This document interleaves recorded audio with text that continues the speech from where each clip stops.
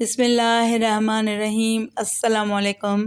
حزام بن خالد اپنے خاندان کے افراد کے ساتھ ایک سفر پر تھے کہ ایک رات انہوں نے خواب دیکھا کہ وہ ایک انتہائی خوبصورت زبرجد کے موتیوں سے بنے ایک تخت پر بیٹھے ہیں۔ ان کے ہاتھ میں ایک نایاب موتی ہے جس کو وہ پلٹ پلٹ کر دیکھ رہے ہیں۔ اتنی دیر میں ایک مرد گھڑ سوار آتا ہے اور ان کے پاس آ کر پوچھتا ہے، اے حزام بن خالد، کیا اس موتی کو مجھے کتنے میں بیچو گے؟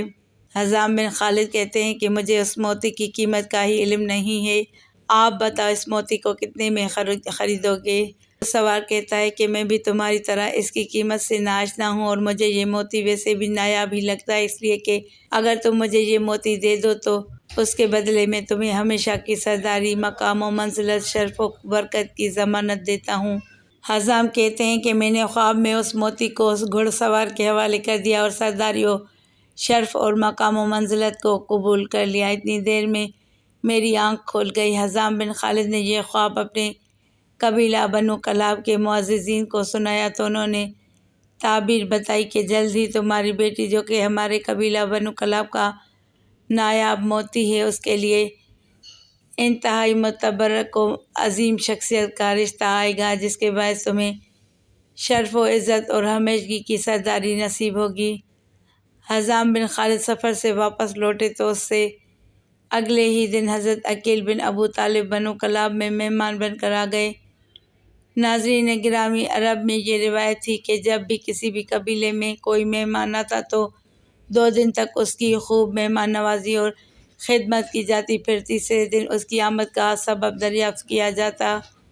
حضرت عقیل بن ابو طالب کی 2 دن مہمان نوازی کرنے کے بعد بنو کلاب قبیلہ کے سردار حزام بن خالد نے تیسرے دن ان کی آمد کا مقصد دریافت کیا تو وہ فرمانے لگے کہ اپنے بھائی علی بن ابی طالب کا رشتہ آپ کی بیٹی فاطمہ کے لیے لے کر آیا ہوں۔ حزام بن خالد کہنے لگے، اے عقیل، امیر المومنین کے لیے ایک صحرا نشین عورت شائستہ نہیں ہے جو صحرا نشینوں کی ابتدائی تہذیب و تمدن میں پلی ہو۔ انہیں ایک بلند مرتبہ تمدن والی عورت سے ازدواج کرنا چاہیے اور ان 2 تمدنوں کے درمیان فرق ہے۔ حضرت عقیل نے ان کے کلام کو سننے کے بعد کہا، جو کچھ آپ کہتے ہیں اس سے امیر المومنین باخبر ہیں اور ان کے اوصاف کے باوجود وہ ان سے رشتہ ازدواج قائم کرنا چاہتے ہیں۔ اس کے بعد ام البنین کے والد نہیں جانتے تھے کہ کیا کہیں، اس لیے حضرت عقیل سے مہلت چاہی تاکہ بیٹی کی ماں ثمامہ بنت سہیل اور خود بیٹی سے پوچھ لیں، اور جناب عقیل سے مخاطب ہو کر کہا، میں اپنی بیوی اور بیٹی سے اس بابت مشورہ کر لوں۔ ام البنین کے باپ جب اپنی بیوی اور بیٹی کے پاس گئے تو دیکھا کہ ان کی بیوی ام البنین کے بالوں میں کنگھی کر رہی تھیں۔ حزام بن خالد کمرے میں داخل ہوئے اور ان سے حضرت علی کو قبول کرنے کے بارے میں سوال کیا اور کہا، کیا تم ہماری بیٹی کو امیر المومنین کی شریک حیات بننے کے لائق جانتی ہو؟ جان لو کہ ان کا گھر مرکز علم و حکمت اور آداب کا گھر ہے۔ اگر تم اپنی بیٹی کو اس گھر کی خادمہ بننے کے لائق جانتی ہو تو ہم اس رشتے کو قبول کر لیں گے، اور اگر اس کے لائق نہیں جانتی ہو تو انکار کر دیں گے۔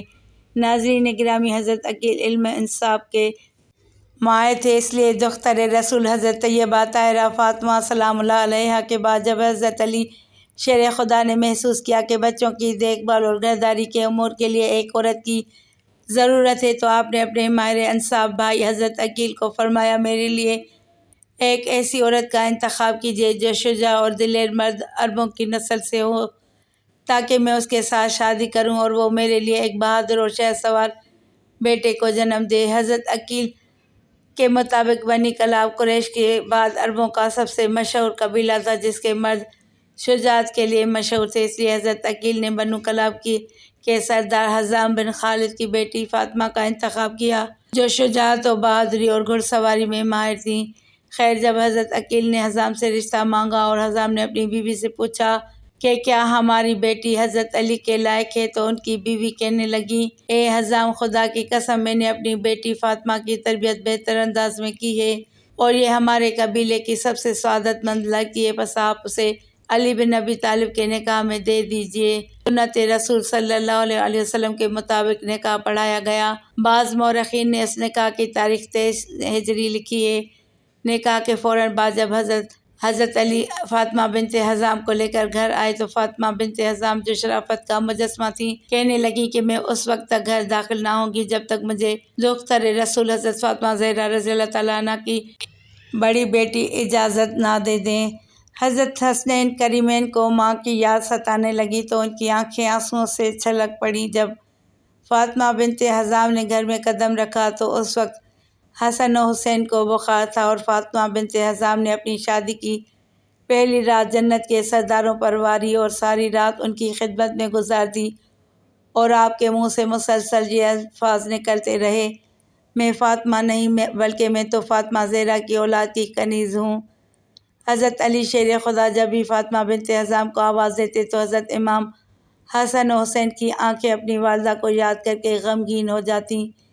اس لیے فاطمہ بنت حزام کہنے لگی کہ آپ مجھے کنیز فاطمہ کہہ کر پکارا کریں تاکہ بچوں کو اپنی والدہ کی یاد نہ ستائے۔ اللہ پاک نے حضرت علی شیر خدا اور فاطمہ بنت حزام کے بطن سے 4 بہادر سپوت پیدا فرمائے جن کے نام حضرت عباس، حضرت عبداللہ، حضرت جعفر اور حضرت عثمان تھے۔ انہی 4 بیٹوں کی وجہ سے حضرت فاطمہ بنت حزام ام البنین کے لقب سے مشہور ہوئیں۔